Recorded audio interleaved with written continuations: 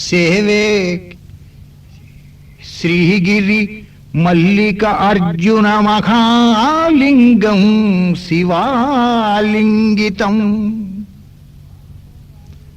జగద్గురు శ్రీ శంకర భగవత్పాదాచార్యుల వారు రచించిన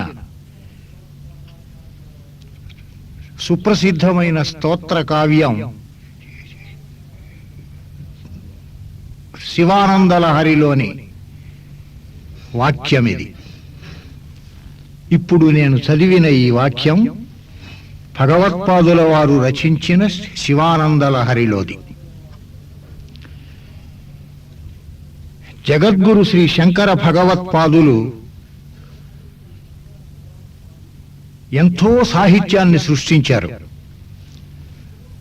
వాటిల్లో స్తోత్ర కావ్యాలుగా ప్రసిద్ధి చెందిన మహాగ్రంథాలు శివానందలహరి, సౌందర్యలహరి.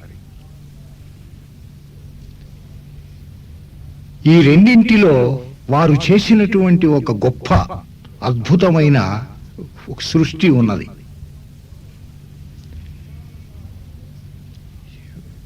శివానందలహరిలో మానవ దేహంలో ఉన్న అరిషడ్వర్గానికి సంబంధించిన విషయాలు ప్రోది చేసి చెప్పారు.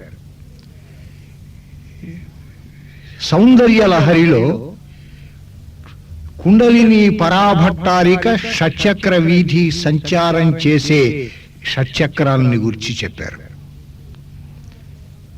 అంటే మానవ దేహంలో ఉన్న రెండు చక్రాలు, ఒకటి అరిషడ్వర్గం, ఇంకొకటి షట్చక్రములు.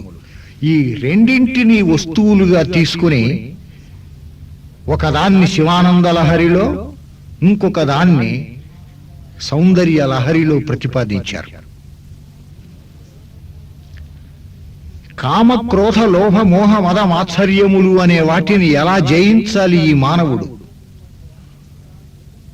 అన్న విషయాన్ని అక్కడ అనేక శ్లోకాల్లో ఎంతో చమత్కారజనకంగా, భక్తి భావ బంధురంగా, ఓతప్రోతంగా చెబుతూ వెళ్ళారు. వీటిని భక్తి వల్ల జయించి మానవుడు పరిశుద్ధుడు కావచ్చు, నిర్మలాత్ముడు కావచ్చు అని చెప్పినటువంటి మహావిషయం శివానందలహరిలో మనకు కనపడుతుంది.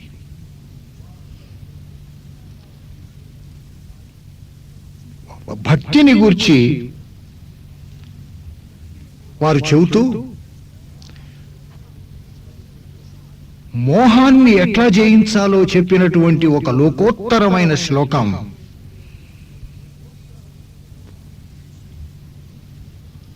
వినిపిస్తాను. సదా మోహాటవ్యాంచరతి యువతీనాం కుచగిరౌ నటతి ఆశాశాఖాస్వటతి ఝటితి స్వైరమభితగ కపాలిన్ భిక్షో మే హృదయగపిమత్యంత చపలం దృఢం భక్త్యా బధ్వా భవభవదధీనం కురు విభో. ఓ పరమశివ, ఓ కపాలి, ఓ భిక్షు, నీకొక విషయం మనవి చేస్తాను. నా దగ్గర ఒక కోతి ఉన్నదయ్యా. అది ఎంతో విచిత్రమైనటువంటి విలక్షణమైన స్వభావం కలిగిన కోతి. అది దాని చర్యలు వివరిస్తాను, విను. సదా మోహాటవ్యాంచరతి, అది ఎల్లప్పుడూ మోహము అనే అరణ్యంలో తిరుగుతూ ఉంటుందయ్యా. యువతీనాం కుచగిరౌ నటతి, యువతులైన స్త్రీల యొక్క స్తనములు అనే కొండల మీద తారట్లాడుతూ ఉంటుందయ్యా ఎప్పుడు.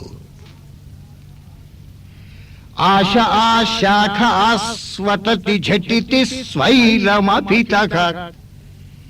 ఆశలు అనే కొమ్మల మీద ఆ చివరి నుంచి ఈ చివరికి, ఈ చివరి నుంచి ఆ చివరికి ఎప్పుడూ నడుస్తూ పాకుతూ ఉంటుందయ్యా.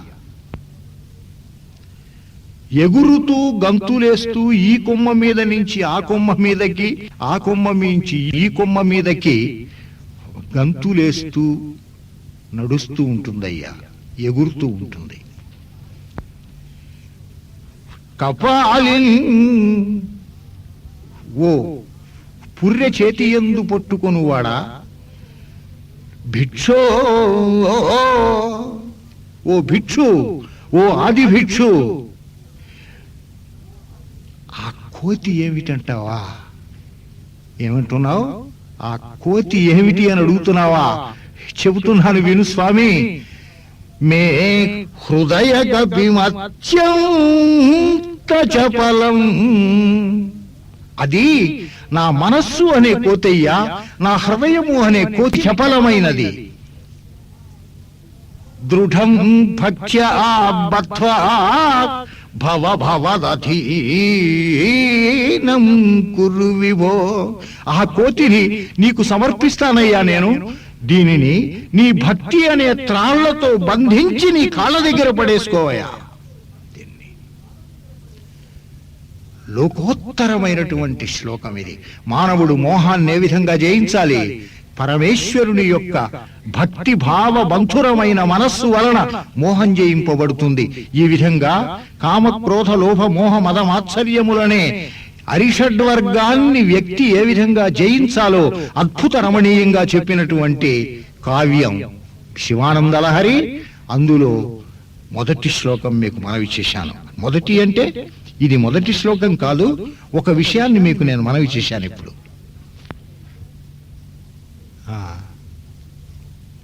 ఇందులో ఎంత గొప్ప కవితా శిల్పాన్ని పెట్టారంటే,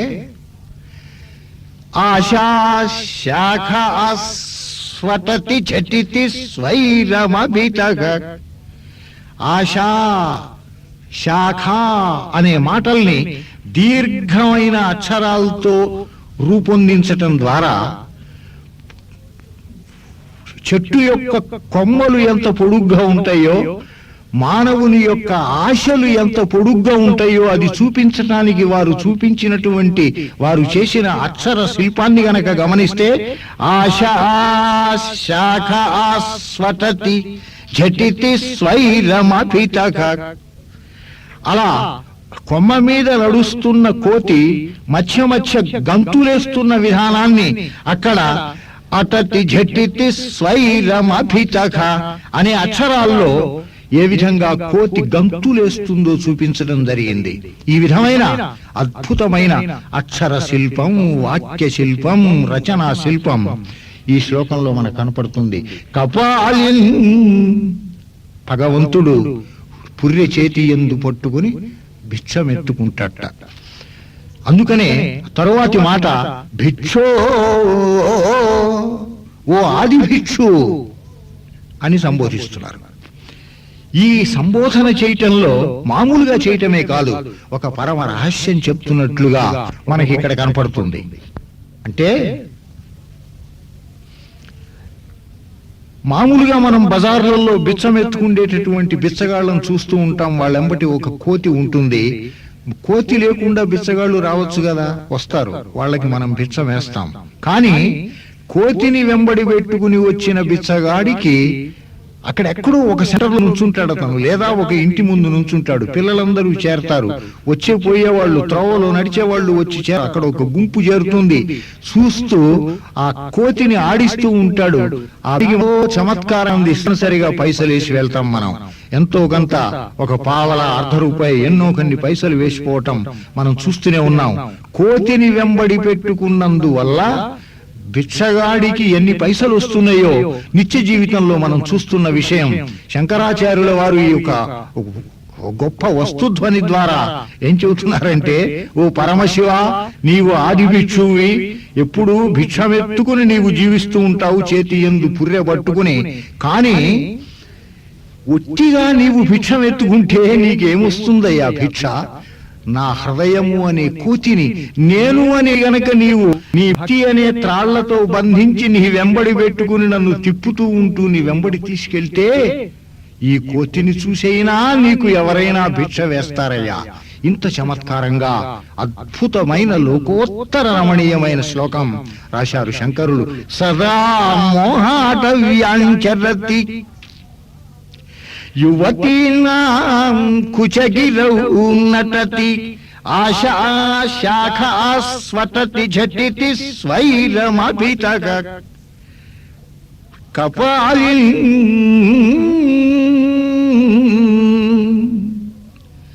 భిక్షో మే హృదయ గపిమత్యంత చపలం దృఢం భక్త్యా బత్వా భవ భవదధీనం కురు విభో. భక్తిని గురించి ఇంత బాగా చెప్పిన శంకరులు, మోహాన్ని ఏ విధంగా జయించాలో చెప్పిన శంకరులు భక్తి అంటే ఏమిటో మరొక చోట ఎంత చక్కగా వివరిస్తున్నారో చూడండి. అంకోలం నిజ బీజ సంతతికి అయస్కాంతోపలం సూచికా సాధ్వీ నైజ విభుం లతాక్షితిరుహం సింధు సరిద్వల్లభం ప్రాప్నోతిహ యథా తథా పశుపతేః పాదారవిందద్వయం చేతో వృత్తిరూపేత్య తిష్టతి సదా సా భక్తిరిత్యుచ్యతే. భక్తి అంటే ఏమిటంటే భగవంతుడి వైపు తీవ్రమైన తపనతో తహతహలతో భగవంతుడి వెంబడి పడుతూ ఉండాలి మనస్సు. అది భక్తి యొక్క లక్షణం. దానికి ప్రకృతిలో ఉన్నటువంటి కొన్ని మహా విషయాల్ని, కొన్ని వస్తువుల్ని, లక్షణాలని మనకి ఉదాహరణగా ఇస్తున్నారు శంకరులు. అంకోలం నిజ బీజ సంతతికి. అంకోలము అనే ఒక చెట్టు ఉన్నది. తెలుగులో దాన్ని ఊడుగు చెట్టు అంటారు. ఈ చెట్టు యొక్క విత్తనములు నేల మీద రాలి నేల మీద ఉన్నటువంటి దుమ్ము ధూళిలో కొట్టుకుని కనపడకుండా ఎక్కడో అణగారి ఉన్న దశలో వాన చినుకులు తొలిసారి పడినప్పుడు ఒక్కొక్క చినుకు యొక్క తాకిడికి ఒక్కొక్క రేణువు చెదిరిపోయి ఆ అట్టడుగున దాగుకున్నటువంటి ఆ బీజములున్న ఈ ఊడుగు చెట్లు యొక్క విత్తనములు పైకి లేచి పసిపిల్లవాడు ఆడుకుంటున్నట్టు చెంగు చెంగున గంతులేస్తూ ఆడుకుంటున్నాడా అన్నట్లుగా ఒక్కొక్క చినుకు యొక్క తాకిడికి ఒక్కొక్క గంతు వేస్తూ అలా అలా చెట్టు యొక్క మాను దగ్గర మొదటి దగ్గరికి వెళ్ళి చేరతయ్యవి ఈ బీజములు. సృష్టిలో ఇదొక అద్భుతమైన వృక్షం. ఇది ఈ వృక్షము యొక్క బీజములు ఎక్కడో పడిన బీజములు ఆ చినుకుల తాకిడికి అలా ఎగురుతూ వచ్చి చెట్టు మొదటికి చేరుకున్నట్లు ఎక్కడెక్కడో ఉన్నటువంటి మానవ మనస్సులు ఏ దుమ్ము ధూళి కొట్టుకుని ప్రాపంచిక సంసార సుఖములు వాటిల్లో కొట్టుమిట్టాడుతున్న ఈ మనస్సుల మీద ఉన్నటువంటి దుమ్ము ధూళి తొలగిపోయి ఏదో ఒక భక్తి అనే చినుకుల తాకిడికి మనస్సు తహతహతో అలా పొంగుతూ ఉత్సాహంతో ఎగిరి గంతులేస్తూ ముందుకు పోయినట్టు భగవంతుడి దగ్గరికి చేరుకోవాలి మనస్సు. అంకోలం నిజ బీజ సంతతికి అయస్కాంతోపలం సూచికా. అయస్కాంతాన్ని ఒక సూది లేకపోతే ఒక లోహపు వస్తువు లోహం తనంతట తాను ఆకర్షింపబడి అక్కడికి అతి సహజంగా వెళ్ళినట్లు మానవుల యొక్క మనస్సు భక్తి భావ బంధురమై భగవంతుడి దగ్గరికి వెళ్ళిపోవాలి. అయస్కాంతోపలం సూచికా సాధ్వీ నైజ విభుం. పతివ్రతామ తల్లి తన భర్తను అనుసరించిపోవునట్లు అతి సహజంగా భగవంతుణ్ణి అనుసరించిపోవాలి మనస్సు. గొప్ప మధుర భక్తి చెప్పారన్నమాట ఇక్కడ శంకరులు. భక్తుడు తనను తాను స్త్రీగా భావించి భగవంతుణ్ణి పురుషుడుగా భావించి భగవంతుణ్ణి భర్తగా భావించటము అనే భక్తి, మధుర భక్తి, దీన్ని ఎంత సున్నితంగా చెప్పకుండానే చెప్పినట్లు చెబుతున్నారు చూడండి. పతివ్రత అయిన స్త్రీ తన భర్తను అతి సహజంగా అనుసరించిపోయినట్లు భక్తుడు భగవంతుణ్ణి అనుసరించిపోవాలి. లతాక్షితిరుఖం, తీగ చెట్టుని అనుసరించిపోయి అల్లుకున్నట్లు. ఇది చాలా చిత్రమైన విషయం. తీగని మీరు ఎన్ని విధాలన్నా ప్రయత్నం చేసి దాన్ని ఎటువైపునన్నా తిప్పటానికి ప్రయత్నించండి, ఒక ముడి వేసి కట్టి వేసి పెట్టండి తాడుతో, కానీ అది అంతవరకే నువ్వు ఆపగలదు. గాని తర్వాత 4 రోజుల తర్వాత చూసినప్పుడు అది ఎటు పోవాలో అటే పోతుంది. చెట్టు యొక్క మాను ఎక్కడున్నదో ఆ చెట్టు వైపునికే వెళ్ళిపోతుంది. ఇది అతి సహజంగా జరిగేటటువంటి లక్షణం. సింధు సరిద్వల్లభం, నదులు సముద్రాన్ని చేరుకున్నట్లు. నదీనాం సాగరవగతి అని మనకు మామూలుగా వినేటటువంటి మాట. నదులన్నీ ఎక్కడ చేరుకుంటాయి? సముద్రంలోకి వెళ్ళి పడతాయి నదులు. ఇది మామూలుగా మనకి తెలిసిన విషయం. ఆ విధంగా ఈ భక్తుని యొక్క మనస్సు మరి భగవంతుడి దగ్గరికి చేరుకోవాలి. అతి సహజంగా నదులు సముద్రంలో చేరుకున్నట్లు. ఇక్కడ ఒక విషయం మనవి చేస్తాను నేను. నాసిక్లో గోదావరి జన్మించింది. నాసిక్ నుంచి పశ్చిమ సముద్రం 50 కిలోమీటర్లు. కానీ ఆ గోదావరి నది దగ్గరలో ఉన్న సముద్రంలోకి ప్రవహించటల్లా దాదాపు 900 కిలోమీటర్ల దూరంలో ఉన్నటువంటి బంగాళాఖాతంలో తూర్పు సముద్ర తీరంలో ద్రాక్షారామ భీమేశ్వరంకి దాపులో ఉన్న సముద్రంలో కలుస్తుంది. ఎంత ఆశ్చర్యకరమైన విషయం! దగ్గరున్నటువంటి పశ్చిమ సముద్రంలో ప్రవహించకుండా, కలవకుండా ఇన్ని 100 కిలోమీటర్ల దూరంలో ఉన్న బంగాళాఖాతానికి వెళ్లి ఎందుకు ప్రవహిస్తున్నది? దీనికి చమత్కారంగా పెద్దలు భలే తమాషాగా చెప్పారు, మహా అందంగా ఒక భావాన్ని. ఏమీ లేదు, ద్రాక్షారామ భీమేశ్వరుడు పరమశివుడి కదా, పరమశివుడి దగ్గరికి చేరుకోవలసినటువంటి దక్షిణ గంగ గోదావరి. గోదావరికి రెండో పేరు దక్షిణ గంగ అంటారు. పశ్చిమ సముద్రం దగ్గరున్నా సరే అక్కడ తనకిష్టమైనటువంటి అధిదేవత, తన భర్త, తనకు కావలసినటువంటి ప్రభు ఎవరు లేరు అక్కడ. కానీ బంగాళాఖాతం ఆ సాగర తీరంలో ద్రాక్షారామ భీమేశ్వరుడు ఉన్నాడు. దక్షిణ గంగ వంటి గోదావరికి శివుడంటే ఇష్టం. అందుకని అతని చుట్టూ ప్రవహిస్తున్నదా, ప్రవహించటానికి తహతహలాడుతూ పోతున్నదా అన్నట్లు పోయి సప్త గోదావర రూపంలో ప్రవహిస్తూ సముద్రంలో కలుస్తుంది. ఇది అతి సహజంగా కనపడేటటువంటి మామూలు ఉదాహరణే అయినా ఎక్కడ చేరుకోవాలో అక్కడికి చేరుకుంటాయి నదులు అతి సహజంగా. ఇది సృష్టిలో ఉన్నటువంటి పరమ రహస్యం. అందువల్ల నదులు సముద్రంలో చేరినట్లు భక్తుడు భగవంతుని హృదయానికి దగ్గర కావాలి, భగవంతుని పాదముల దగ్గరికి చేరుకోవాలి అని చెప్తున్నారు శంకరాచార్యుల వారు.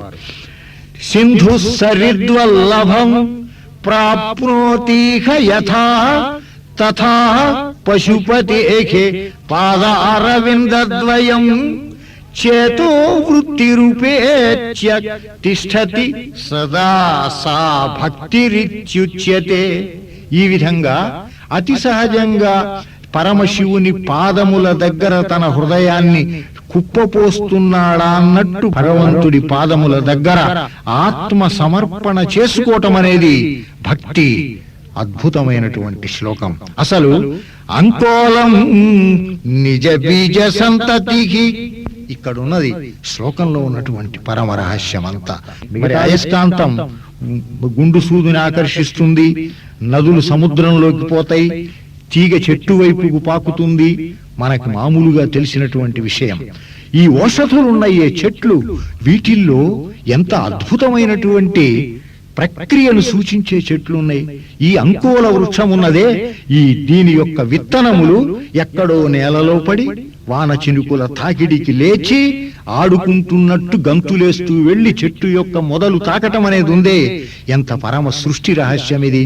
ఇటువంటి పరమ రహస్య విషయాలను తీసుకొచ్చి ఒక్కొక్క శ్లోకంలో ఒక్కొక్క చోట గర్భీకరించి చెప్పారు శంకరాచార్యులు.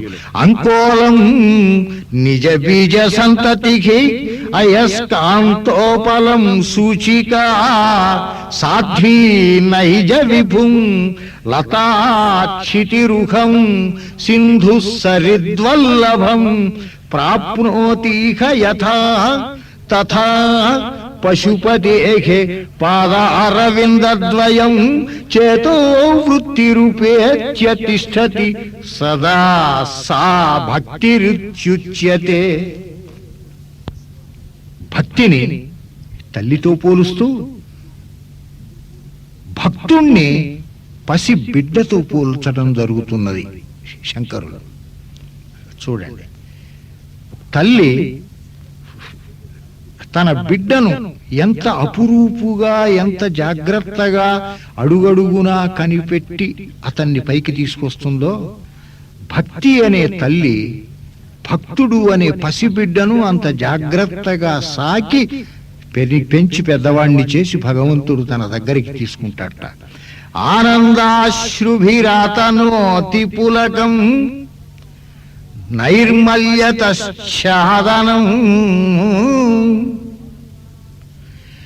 వాచా శంఖముఖస్థితైశ్చ జఠరా పూర్తిం చరిత్రామృతైః రుద్రాక్షైః భసితేన దేవ వపుషో రక్షాం భవద్భావనా పర్యంకే వినివేశ్య భవద్భావనా పర్యంకే వినివేశ్య భక్తి జననీ భక్తార్భకం రక్షతి. చూడండి, తల్లి బిడ్డను రోజుకి ఎన్నిసార్లు ఎత్తుకుని, ఎన్నిసార్లు ముద్దు పెట్టుకుని, గుండెలకు హత్తుకుని తన ఆనంద అశ్రుధారల చేత తడిపేస్తూ ఉంటుందో నిత్య జీవితంలో అందరికీ అనుభవంలో ఉన్న విషయం. ఈ భక్తి అనేటటువంటి తల్లి ఆనందము అనే అశ్రుధారల చేత భక్తుడనే బిడ్డను ఎప్పుడూ తడిపేస్తూ ఉంటుంది. ఆనందాశ్రుభిరాతనోతి పులకం, భక్తుని యొక్క శరీరమునందు పులకాంకురములు కలిగేటట్లు చేస్తుంది. ఒక్కొక్క విషయాన్ని తలుచుకుంటూ ఉంటే భక్తులు పులకరించిపోయే విధం దాన్ని దృష్టిలో పెట్టుకు చెబుతున్నాడు. ఆనందము అనేటటువంటి ఆనందము వలన స్రవిస్తున్నటువంటి అశ్రుపూరముల చేత భక్తుని యొక్క శరీరమును తడుపుతూ పులకరింపచేస్తూ ఉంటుంది భక్తి. నైర్మల్యతశ్చాదనం,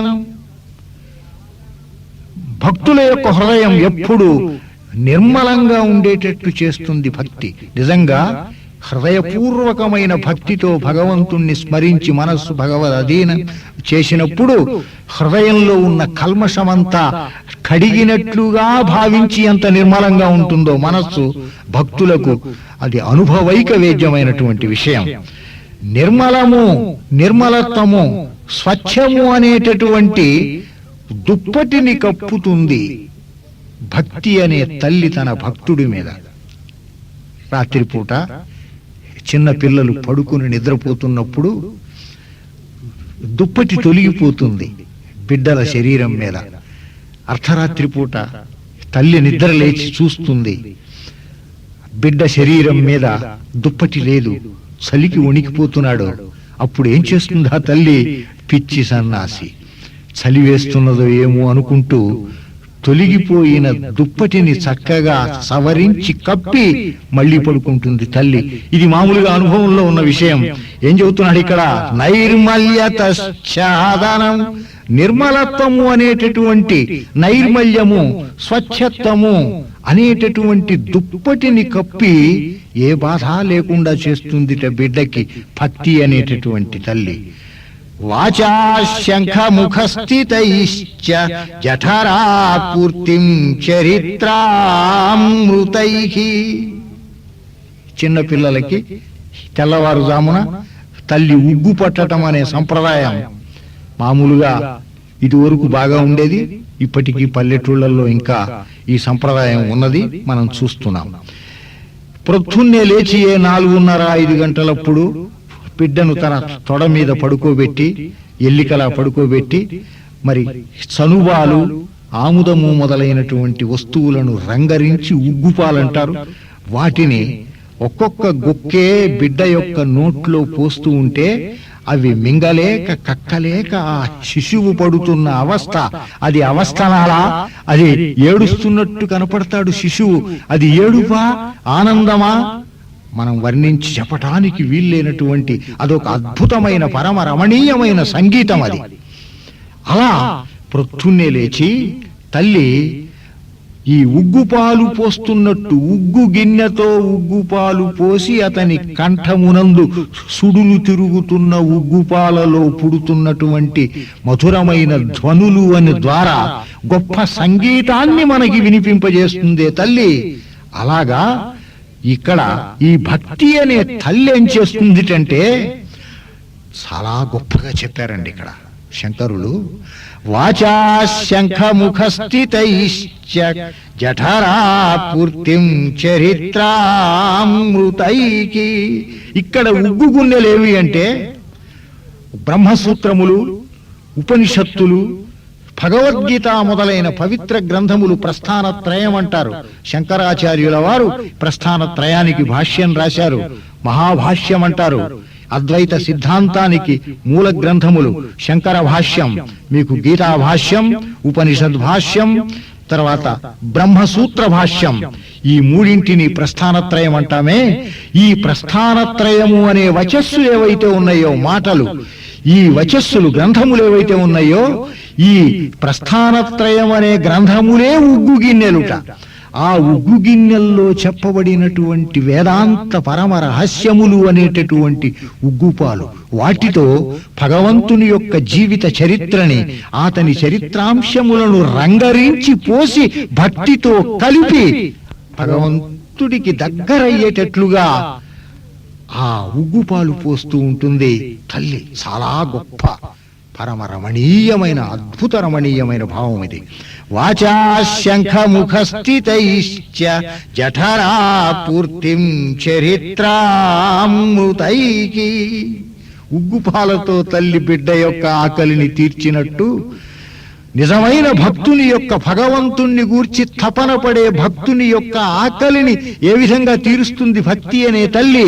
ప్రస్థానత్రయమునందు చెప్పబడిన భగవద్ రహస్యములను చెప్పి ఆకలి తీర్చి సరి అయిన త్రోవలోకి నడిపిస్తుంది భక్తి అనే తల్లి. రుద్రాక్షై, పరమశివుడికి రుద్రాక్షలు అంటే చాలా ఇష్టం. మామూలుగా నేపాల్ వెళ్ళినప్పుడు జాతి రుద్రాక్షలు తెచ్చుకుంటుంటారు భక్తులు పశుపతినాథి దేవాలయం దగ్గర. భగవంతుని, మరి పరమశివుని యొక్క భక్తికి, పరమేశ్వర భక్తికి చిహ్నములు రుద్రాక్షలు. ఇక్కడ తల్లి ఏం చేస్తుంది? మరి పసిపిల్లవాడికి జ్వరం వచ్చింది, దిష్టి తగిలింది.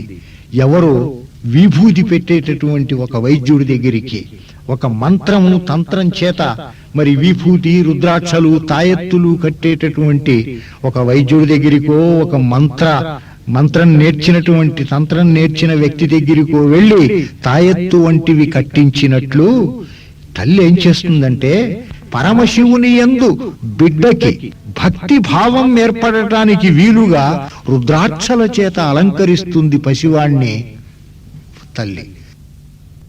ఒక రుద్రాక్షలే కాదు, తర్వాత ఇంకొక మాట చెప్తున్నారు.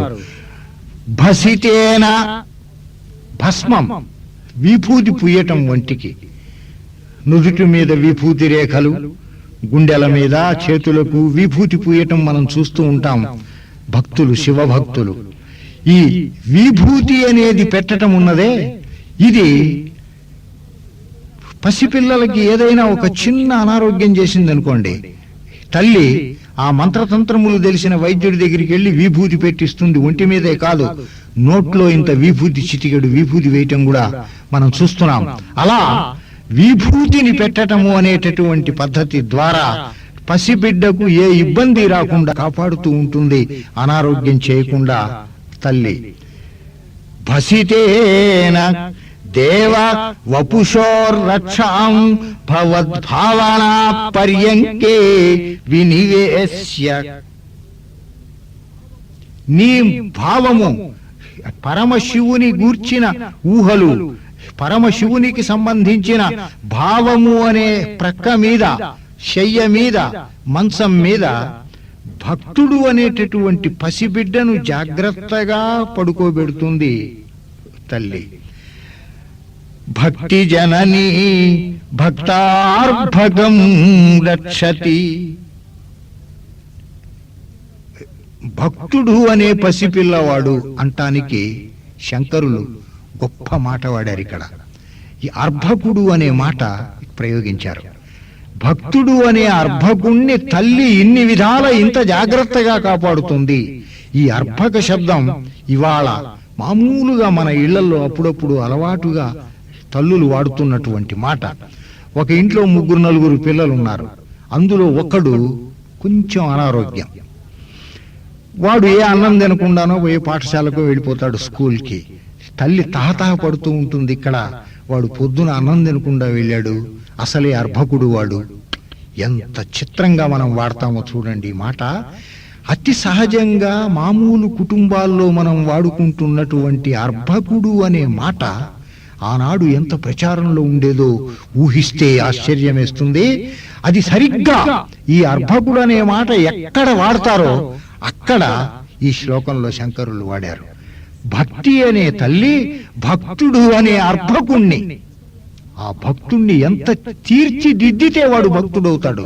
ఎన్ని లక్షణాలు, ఎన్ని అనారోగ్య లక్షణాలు, ఎన్ని బలహీనతలు వాళ్ళు ఉన్నాయి. ఈ బలహీనతలను అన్ని దిద్ది తీర్చి సరిగ్గా రూపొందించటం అనే ప్రాతిపదికను దృష్టిలో పెట్టుకుని అర్భకుడు అనే శబ్ద ప్రయోగం చేశారు. ఒక్క శబ్ద ప్రయోగం చాలు మహా విషయాన్ని మన కళ్ళ ముందు సాక్షాత్కరింప చేయటానికి. అంత అద్భుతంగా రాసినటువంటి శ్లోకం. ఆనందాశ్రుభిరాతనోతి పులకం నైర్మల్యతశ్చాదనం వాచా శంఖముఖస్థితైశ్చ జఠరా పూర్తిం చరిత్రామృతైకి రుద్రాక్షైః భసితేన దేవ వపుషోర్రక్షాం భవద్భావనా పర్యంకే వినివేశ్య భక్తి జననీ భక్తార్భకం రక్షతి. భక్తి అనేది ఏది చెయ్యదయ్యా, ఏదైనా చేస్తుంది భక్తి. ఎంతటి మామూలు వ్యక్తినైనా మహాపురుషుణ్ణి చేస్తుంది, చరిత్ర పురుషుణ్ణి చేస్తుంది, ఆరాధ్య పురుషుణ్ణి చేస్తుంది అని చెబుతూ భక్తి యొక్క ప్రభావం ఎంత గొప్పదో మరొక అద్భుత శ్లోకంలో చెబుతున్నారు శంకరులు. మార్గావర్తిత పాదుకా పశుపతే అంగస్య కుహుర్చాయతే గండూషాంబునిషేచనం పురరిపోఖు దివ్యాభిషేకాయతే కించిత్ భక్షితమాంసశేషకవళం భక్షితమాంసశేషకవళం నవ్యోపహారాయతే భక్తిః కిన్న కరోతి భక్తిః కిన్న కరోతి అఘో వనచరో భక్తావతంసాయతే. తిన్నని యొక్క కథను ఇందులో చెబుతున్నాడు. ఎప్పటి తిన్నడి కథ. శంకరాచార్యులే అసలు చాలా ప్రాచీనుడు. ఆయన ఎప్పుడు జన్మించి ఎప్పుడు సిద్ధి పొందారు, వారి కాలం అనే విషయంలో ఎంతో చర్చ జరుగుతున్నది. మన పౌరాణించేవాళ్ళు ఎన్నో శతాబ్దాల కిందట, ఎన్నో వేల సంవత్సరాల కిందట శంకరులు జన్మించారని నమ్ముతూ ఉంటే, ఆధునిక చరిత్రకారులు ఎంత తగ్గించి చెబుదామనుకున్నా 7-8 శతాబ్దాలలో శంకరుడు జీవించినట్టు చెప్తున్నారే. అప్పటికి శంకరుల కాలం నాటికే కాళహస్తీశ్వరుని కథకు మూలభూతుడైన తిన్నని యొక్క కథ ప్రచారంలో ఉంటే దాన్ని సంస్కృత సాహిత్యంలోకి తీసుకుని రాగలిగిన మహనీయుడు శంకరాచార్యులు. చూడండి, సరిగ్గా కాళహస్తీశ్వర కథలో తిన్నడుకి సంబంధించిన 3 ముఖ్యమైన 4 విషయాలు స్పృశిస్తూ ఏమీ తెలియని అమాయకుడైన ఆటవికుడు కొండజాతికి సంబంధించిన అమాయకుడైనటువంటి తిన్నడు అనే వ్యక్తి యొక్క జీవితంలో పరమేశ్వరుని యొక్క భక్తి ఏ విధమైన మార్పు తీసుకొచ్చి అతన్ని ఆరాధ్య పురుషుణ్ణి చేసిందో అద్భుతంగా చెబుతున్నారు. మార్గావర్తిత పాదుకా పశుపతే అంగస్య కూర్చాయతే. ఏం చేశాడు తిన్నడు? తన యొక్క పాత చెప్పు, భలే చెప్పాడు ఇక్కడ శంకరులు, త్రోవలో తిరిగి ఆ ఒకే చెప్పు వేసుకుని తిరిగి అది అరిగిపోయి ఊడిపోయి నాళాలు ఇట్లా ఉంగటాలు, అటువంటి పాత చెప్పుని అమాయకమైన భక్తితో పరమశివుని యొక్క దేహమున చెప్పు పెట్టి రాయటం మనం చూస్తున్నాం. పరమశివుని కంటికి కన్నీరు కారుతూ ఉంటే అయ్యో శివుని యొక్క కంటిలో నీరు కారుతున్నదే, ఏదో అనారోగ్యం చేసినట్టున్నది అని బాధపడి చెప్పుతో ఆ కంటిని తుడిచినట్టు మనం కథ చెప్తున్నాం. అలాగా అరిగిపోయిన చెప్పుని భగవంతుని యొక్క శరీరమునకు కుంచెగా చేసిన అమాయకమైన భక్తి కలిగిన తిన్నడు ఎంత గొప్ప భక్తుడైనాడో పరమేశ్వరుని యొక్క భక్తుడు. కారణం హృదయపూర్వకంగా త్రికరణ శుద్ధిగా అతనిలో దట్టించిన భక్తిభావం కారణం. మార్గావర్తిత పాదుకా పశుపతే అంగస్య కూర్చాయతే గండూషాంబు నిషేచనం పురరిపోః దివ్యాభిషేకాయతే.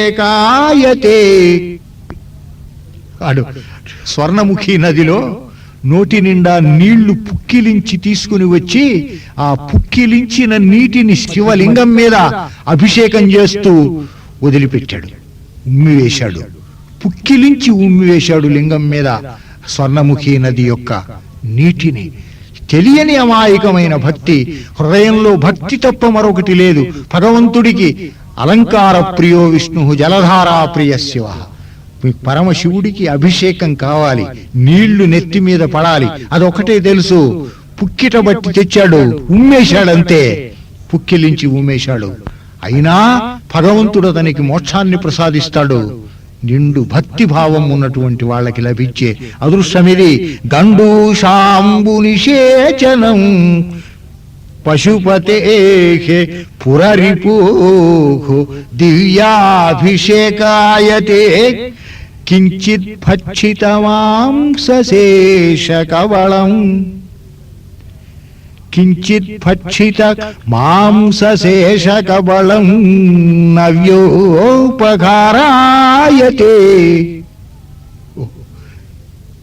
ఎంత అద్భుతమైన భావం! మాంసం తిన్నాడు, పచ్చి మాంసం, పచ్చి కరకు మాంసం అంటారు. కొరికాడు, ఎంగిలి చేశాడు, మిగిలిన మాంసం తీసుకొచ్చి భగవంతుడికి నైవేద్యం పెట్టాడు. అది పెట్టేటప్పుడు ఏ విధం అనుకున్నట్ట, ఎలా అనుకున్నట్ట, మంచి ఒక వస్తువుని నేను భగవంతుడికి ఆహారంగా నైవేద్యం పెడుతున్నానని భావించట. భగవంతుడు ఆ విధంగా భావించాడు. ఎంగిలి చేసిన ఆహారమైనా ఇంత నిండు హృదయంతో భక్తితో ఇస్తున్నది చాలా ఆనందంతో అప్పటికప్పుడు వేడివేడిగా తయారు చేసిన ఒక ఆహారంగా భావించి స్వీకరించాడు పరమశివుడు. అతని యొక్క భక్తి భావాన్ని అర్థం చేసుకుని కించిత్ భక్షిత మాంసశేష కవళం నవ్యోపకారాయతే భక్తి కిన్న కరోత్యఘో. అయ్యా, భక్తి అనేది ఏది చెయ్యదయ్యా, ఏదైనా చేస్తుంది భక్తి. ఎటువంటి వాణ్ణి ఎటువంటి స్థితికైనా తీసుకువెళ్తుంది. వనచరో వనచరో భక్తావతంసాయతే. భక్తుల్లోకెల్లా అగ్రగణ్యుడైపోయినాడు ఆ తిన్నడు. ఎక్కడో కొండ జాతిలో జన్మించినటువంటి వ్యక్తి, ఆటవికుడైన వ్యక్తి. కాళహస్తీశ్వర దేవాలయం ఎంత గొప్పది! అందులో శంకరాచార్యుల యొక్క శివానందలహరి వంటి కావ్యం, తెలుగులో తూర్జటి మహాకవి రచించినటువంటి కాళహస్తీశ్వర శతకం, అందులో చెబుతారు. అందులో తూర్జటి ఒక గొప్ప పద్యం రాశాడు. ఏ వేదంబు పఠించెలూత. పరమశివ, ఎటువంటి వాళ్ళకి నువ్వు మోక్షం ప్రసాదించావయ్యా? సాలెపురుగా, ఏనుగా, పామా, ఆటవికుడైన తిన్నడా, ఏమిటి వీళ్ళందరూ? వీళ్ళందరికీ గొప్ప చరిత్రను కల్పించి ఒక పుణ్యక్షేత్రాన్ని కల్పించి వీళ్ళకి మోక్షాన్ని ప్రసాదించావే, వీళ్ళు ఏం చదువుకున్నారని ప్రశ్నిస్తూ ఒక అద్భుతమైన శ్లోకం రాశాడు తూర్జటి. ఇదిగో శంకరాచార్యుల వారి శ్లోకాలకు తెలుగులో దీటైన పద్యాలు రాసిన కవి ఈ తూర్జటి. ఏ వేదము పఠించెలూత భుజగం వేశాస్త్రముల్ సూచే. లూత అంటే సాలెపురుగు. సాలెపురుగు ఏ వేదములు పఠించిందయా? దానికి అసలు ఏమొచ్చు? అయినా దానికి మోక్షం ఇచ్చావే. భుజగం వేశాస్త్రముల్ సూచే. పాము ఏ శాస్త్రాలు చదివిందయా? దానికి మోక్షం ఇచ్చావు. ఏ విద్యాభ్యసనం బొనర్చె కరి. ఏనుగు ఏ విద్యను అభ్యసించింది? ఏ విద్య అభ్యసనం బొనర్చె కరి చెంచే మంత్రముకించే. చెంచు తిన్నడు. ఏ మంత్రం అతను దీక్ష తీసుకున్నాడయా? ఏ మంత్రం పఠించాడు? ఏ మంత్రం ఊహించాడు? చెంచే మంత్రముకించే బోధావిర్భావ నిదానముల్ చదువులయ్యా కావు. చూడు, నిజమైన భక్తిని కలిగించే విద్యలు కాదయ్యా ఇవన్నీ. ఈ విద్యలన్నీ నిజమైన భక్తిని కలిగించలేవు. బోధావిర్భావ నిదానముల్ చదువులయ్యా కావు. మరి ఎట్లా వస్తుంది మోక్షం? ఎట్లా వస్తుంది జ్ఞానం? ఎట్లా కలుగుతుంది? గ్రంథస్థ విషయం వల్ల కాదు. భవత్పద సేవ ఆసక్తి ఏక ఆక. నీ పాదభక్తి, నీ సేవాభక్తి వల్ల లభిస్తుంది. భవత్ పద సేవ ఆసక్తి ఏక ఆక జంతు తతికిన్ శ్రీకాళహస్తీశ్వరా.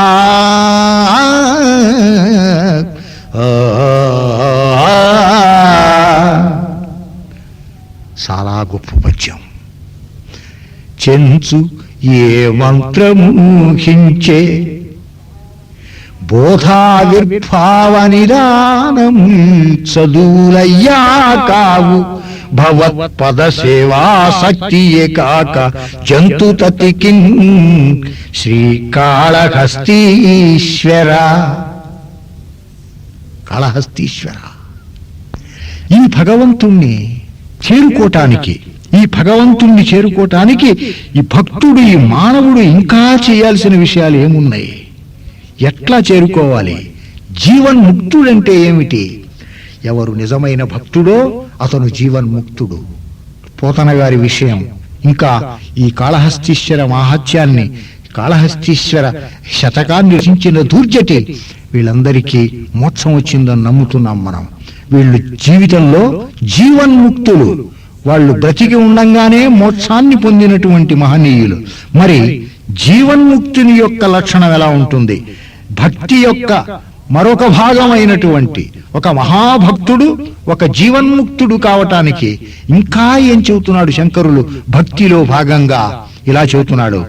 వ్యక్తి ఉన్నాడే భక్తుడు, మానవుడు, భగవంతుని అధీనం చేయాలంటే మనస్సు ఇలా ఇలా చేస్తూ పోతే ఈ భక్తి భావంలో నుంచి అతను జీవన్ముక్త స్థితికి వస్తాడు.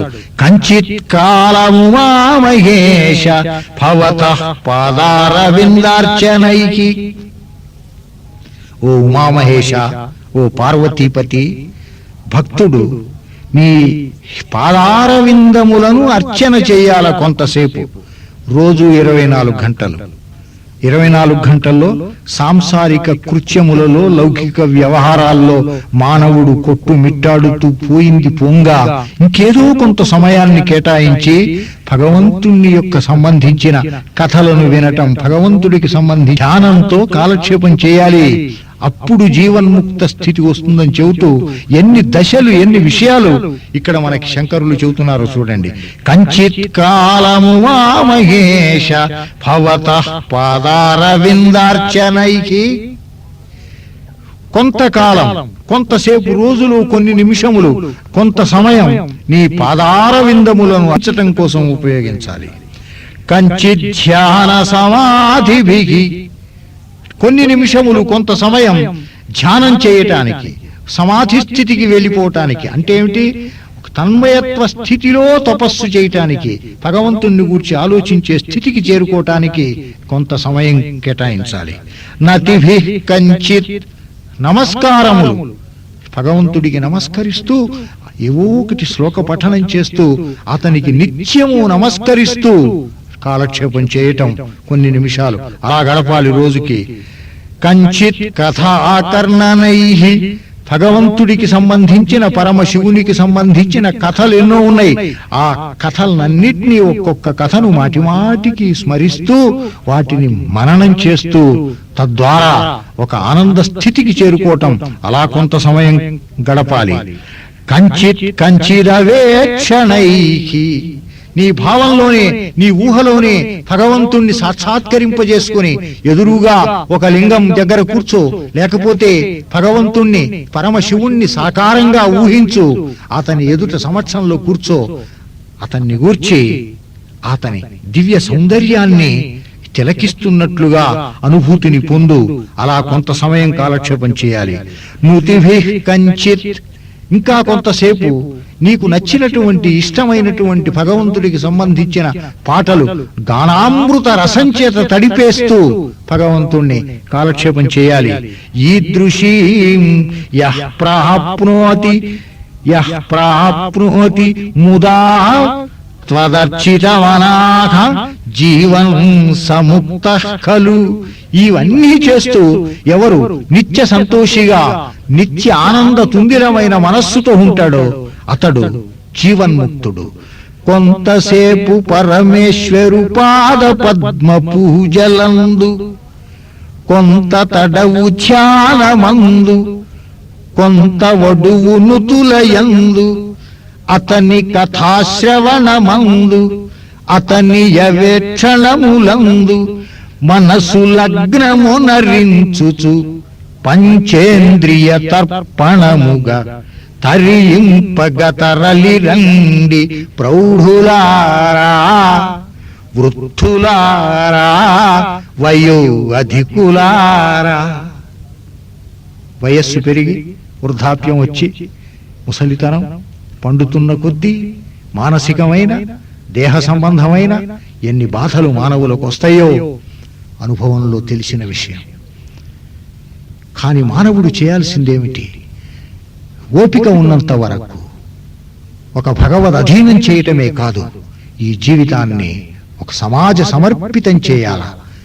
సమాజ శబ్దానికి అర్థమే చెప్పబడింది. సమా ప్లస్ సజా, అజునితో సమానమైన, సావు పుట్టుకలు లేని భగవంతునితో సమానమైన, అతని రూపమే అయినా, అతనితో సమానుడైన, అతని నుండి జన్మించిన, ఇలా సమాజ శబ్దానికి అర్థములు మనకి సంస్కృత భాషలో వ్యుత్పత్తి ద్వారా లభిస్తుంది. అందువలన సమాజ సేవ చేయటం అంటే భగవత్ సేవ చేయటమే. భగవత్ సేవ చేయటం అంటే భగవత్ సేవలో సమాజ సేవను ఊహించగలగాలి. శంకరాచార్యుల వారు ఇవన్నీ దృష్టిలో పెట్టుకునే ఈ శివానంద లహరి రాయటం జరిగింది. స్పష్టంగా చెప్పకపోవచ్చు, ఆనాటి పరిస్థితులను బట్టి ఎంత చెబితే ఎంత చాలు అని అనుకుని, ఇవాళ భగవంతుని అధీనం చేయవలసిన మనస్సు వృద్ధాప్యం వస్తున్న కొద్దీ ఏమి తోచక ఏం చేయాలో వేదన పడుతూ, వృద్ధులు, ప్రౌఢులు, రిటైర్ అయిన వాళ్ళు ఎంత బాధపడుతున్నామో, మరి పడుతున్నారో, ఇవన్నీ మనం చూస్తూనే ఉన్నాం. సమయాన్ని ఏ విధంగా గడపాలా? ఓపిక ఉన్నంత వరకు సమాజ సేవ చేసి, ఓపిక తగ్గుతున్నంత వరకు చివరికి ఏమీ చేయలేని స్థితిలో భగవంతుని యొక్క ధ్యానము, సేవే సమాజ సేవగా భావించాలి. ఆ విధంగా కొంతసేపు పరమేశ్వరు పాద పద్మ పూజలందు, కొంత తడవు ధ్యానమందు, కొంత వడువు నుతులయందు, అతని కథాశ్రవణమందు, అతని యవేక్షణములందు మనసు లగ్నమునరించుచు పంచేంద్రియ తర్పణముగా తరింపగ తరలిరండు ప్రౌఢులారా, వృద్ధులారా, వయో అధికులారా. ఈ శ్లోకానికి ఏదో ఒక సందర్భంలో ఒకప్పుడు నేను చేసిన అనువాదం.